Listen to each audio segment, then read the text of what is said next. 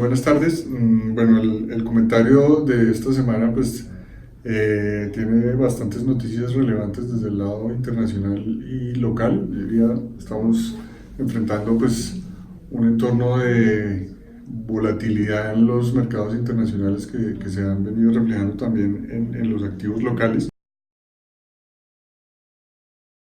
Y pues arrancaría con el tema quizás más relevante que sigue teniendo que ver con el enfrentamiento comercial entre Estados Unidos y China. Digamos, las noticias más relevantes al respecto pues tienen que ver con el anuncio de la administración Trump de imponer una nueva ronda de tarifas a las importaciones chinas por valor de 300 billones de dólares, una tarifa del 10% sobre esas importaciones, ¿no? Esto pues va en línea, digamos, con esta disputa que Trump ya comenzó desde hace tiempo y que, digamos, la preocupación que genera todo este tema de la guerra comercial tiene que ver con una consecuencia de menor crecimiento económico global, ¿no? Trump había anunciado estas tarifas para que iniciaran en el mes de septiembre. Finalmente en otro tuit movió la iniciación de las tarifas hacia diciembre.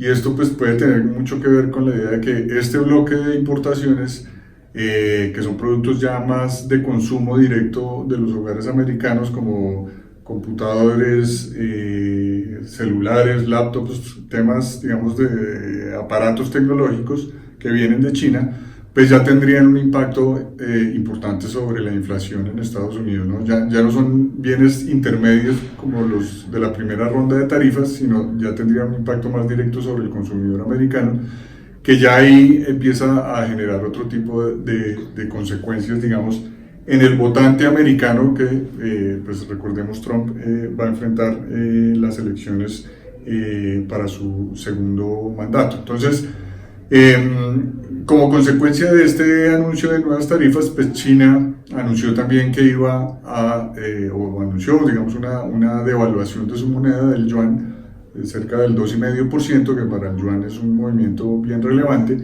y pues es una forma de protegerse o de mitigar el impacto de esas tarifas, ganando competitividad a través de una devaluación de su moneda. Entonces esto terminó generando, terminó, digamos, trasladándose al resto de monedas de mercados emergentes. Por eso hemos visto una devaluación importante, ¿no?, pues en el peso colombiano y en general en todas las monedas a nivel global, en América Latina y en otros mercados emergentes de Asia, precisamente como resultado de este escalamiento de la guerra comercial y de una devaluación del yuan chino, pues que digamos, genera una pérdida de competitividad relativa del resto de economías emergentes, ¿no? Entonces, este movimiento del peso no tiene que ver quizás con eventos locales, más con digamos, escalamiento de la guerra comercial nuevamente a la que ya, digamos, hemos entrado en este 2019. A esto le sumamos pues todo el tema de la idea de qué sigue pasando con las tasas de interés en Estados Unidos por el lado de la Fed. En julio la Reserva Federal bajó sus tasas efectivamente como venía esperando el mercado.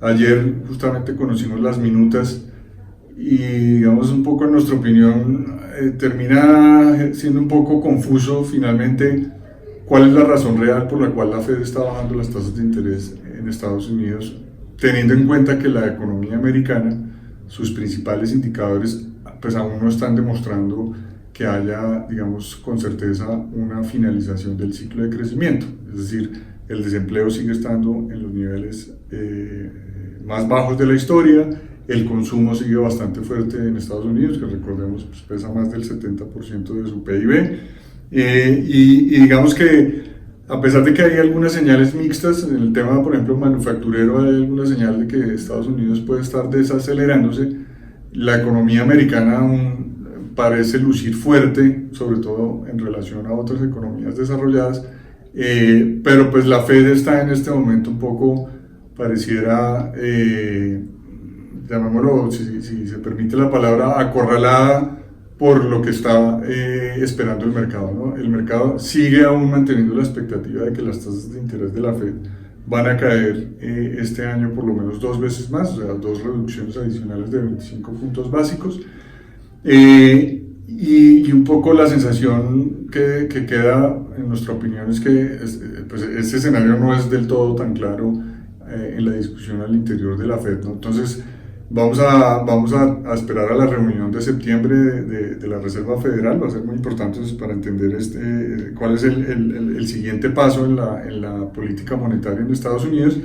Pero lo que sí sigue definitivamente ocurriendo, pues por el lado de Europa, una economía pues que por el lado de Alemania probablemente ya estamos hablando de una economía en recesión, con varios problemas, digamos, de incertidumbre.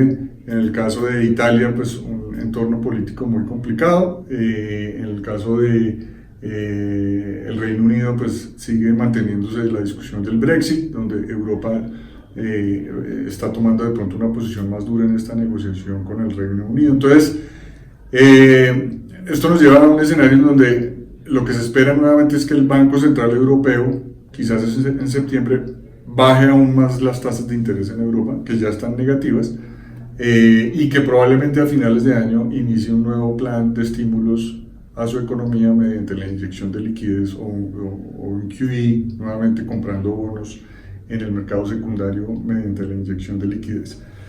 El entorno de Europa es complejo porque por lo menos creo que solo se salva España e Italia. El resto del mercado de bonos europeos, el caso de Alemania, por ejemplo, toda la curva de bonos alemanas ya está por debajo de cero en tasas de interés. Es decir, la gente compra bonos que rentan negativo, que digamos esto tiene varias implicaciones, especialmente para la industria financiera o de bancos, de seguir manteniendo un nivel de tasas de interés por debajo de cero. Entonces, es un entorno a nivel global que está dando una dirección clara de tasas de interés a la baja. Hemos visto ya también muchos bancos centrales en otros países, en algunos países emergentes, también reaccionando, bajando las tasas de interés.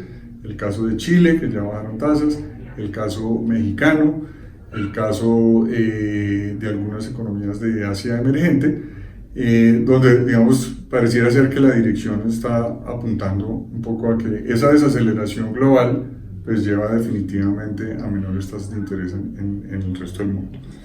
En el caso latinoamericano, pues la crisis de Argentina, no hay muchas cosas ahí por decir, pero pues es un escenario muy complicado. La encuesta de esta semana sigue indicando que el candidato Fernández le está incluso ampliando la diferencia a Macri. Quiere decir que en las elecciones finales de octubre es probable que ni siquiera haya una segunda vuelta y sea Fernández el nuevo presidente, que pues lleva probablemente a un proceso de renegociación de la deuda argentina, y esto pues tiene implicaciones nuevamente de contagio sobre algunos países emergentes, ¿no? Es una señal pues que no ayuda para nada y que el entorno pues sigue estando muy incierto, digamos, en la economía argentina. Entonces, todo este escenario resumido: tasas de interés buscando la baja, alta volatilidad en las monedas, el dólar mostrando nuevamente ser una moneda refugio en estos entornos de riesgo, traduciéndose, digamos, en volatilidades en el resto de las monedas, en especial las de emergentes, y también alta volatilidad en los mercados de renta variable. Por el lado local, a mencionar los temas más importantes, la inflación en julio se subió. Esto pues tiene mucho que ver con el tema de la carretera, el bloqueo de la carretera Bogotá-Villavicencio. Hay un impacto en alimentos que se está dando aún. Lo que se sabe, el gobierno espera abrir esta carretera en el mes de septiembre. Lo que nos lleva pues a que la inflación llegó en su indicador 12 meses ya cerca del 3.8%. Y adicional a esto le ponemos que la reciente depreciación del peso colombiano, que en agosto alcanzó a tener un movimiento casi de un 8-9% de devaluación en estas 2 semanas, Esto se ha traducido también en una ampliación o en un movimiento hacia el alza en las expectativas de inflación de los agentes en Colombia para el 2019. Ya la última encuesta está hablando de una inflación alrededor del 3.7% para todo el 2019. Unos meses atrás estábamos hablando de inflaciones alrededor del 3.4%. Esto ya pues no deja tan cómodo al Banco de la República. Pues, de hecho, entre el martes y miércoles se dio el Congreso de Asofiduciarias de la Bolsa de Valores y Asobolsa, donde se discutieron un poco las conclusiones de la misión del mercado de capitales y digamos la intervención del director del Banco de la República pues dejó entrever pues que no gusta mucho la idea de que esas expectativas de inflación se hayan subido. Esto nos lleva a seguir pensando en la idea de que el Banco de la República difícilmente vemos que este año tenga espacio para bajar las tasas de interés, ¿no? Sentimos que pues ya conocimos el dato de crecimiento de Colombia, salió incluso un poco por encima de la expectativa del segundo trimestre, un 3%, la expectativa estaba en el 2.9%, es una buena noticia, es decir, la economía colombiana pues sí está mostrando señales de un mejor ritmo de recuperación, no de pronto tan acelerado como se esperaba. De hecho, tanto el Banco de la República como en general todos los analistas han bajado su expectativa de crecimiento de todo el 2019, pero el dato que conocimos pues, de un 3% definitivamente es una buena noticia. Entonces, esto sumado a que la inflación no está, o sea, se ha venido alejando de esa meta del 3%, nos lleva a pensar que el Banco de la República se mantenga por el momento en pausa en materia de tasas de interés en el 4.25. La decisión de julio de los miembros de Junta fue unánime de mantener la tasa. No sentimos que haya allí una discusión de bajar en este momento las tasas de interés. Esa discusión creemos que puede venir ya en el 2020, cuando digamos se termine un poco de decantar efectivamente este proceso de desaceleración global, cómo se consolida, ¿no? Entonces nos vamos con nuestro escenario base, que sigue siendo tasas estables por el lado del Banco Central en Colombia hasta finales de año, y pues por el lado de la moneda, el peso pues teniendo un comportamiento también bastante volátil como otras monedas de la región. El real brasilero pues ya está otra vez también por encima de 4 reales por dólar. En el caso del peso mexicano también por encima de 19.7. Entonces, digamos, eso se ha reflejado no solo en Colombia, sino en toda la región. Sí hemos visto un poco más de volatilidad en el peso colombiano, es decir, tiende a reaccionar un poco más ampliamente que otras monedas de la región, y eso pues hay que monitorearlo un poco bajo la idea de que seguimos teniendo un componente de inversionistas extranjeros en Colombia importante. El 25% de los TES lo tienen los extranjeros. Han mantenido sus posiciones, pero sí se han visto un poco movimientos bruscos en el peso colombiano, ¿no? Entonces, esto va a seguir dependiendo mucho de noticias de la guerra comercial y de toda esta discusión de si en Estados Unidos estamos hablando de que enfrentemos una recesión hacia adelante. La curva de tesoros americanos es una de las señales principales para predecir una recesión en Estados Unidos hacia adelante. O sea, cuando la curva americana se invierte, es decir, que los bonos de largo plazo en tasas de interés están por debajo de los bonos de largo plazo, es una de las señales más claras que indican una recesión hacia adelante. Y justamente en este momento estamos en un nivel de digamos, una estructura de curva completamente plana. Es decir, el bono de 10 años en Estados Unidos hoy está al 1.60 y el bono de 2 años está también al 1.60, es decir, completamente plano, lo cual genera un poco de esa incertidumbre en el mercado de efectivamente tratar de entender si estamos enfrentando un escenario de recesión hacia adelante en Estados Unidos. Y por eso hemos visto tanta volatilidad en los mercados accionarios, tanto en Estados Unidos como en el resto del mundo.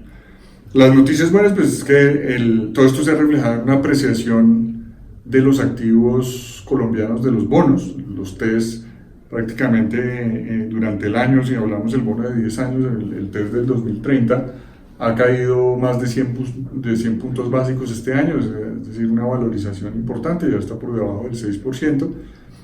Y la bolsa local, a pesar de toda esta volatilidad, también ha tenido un muy buen comportamiento, una valorización del 16% en pesos, y esto lo hemos visto pues, en el comportamiento que ha tenido el fondo balanceado con una rentabilidad que hoy va alrededor del 26-27% en términos anuales.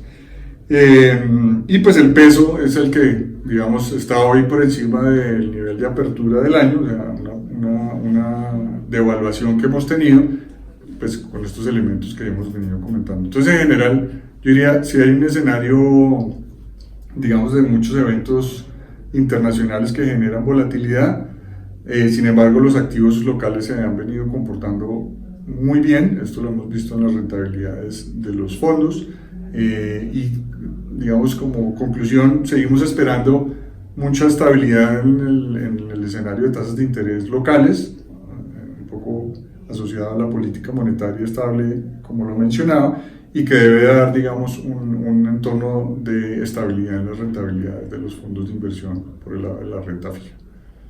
Ese es el comentario para esta semana. Muchas gracias.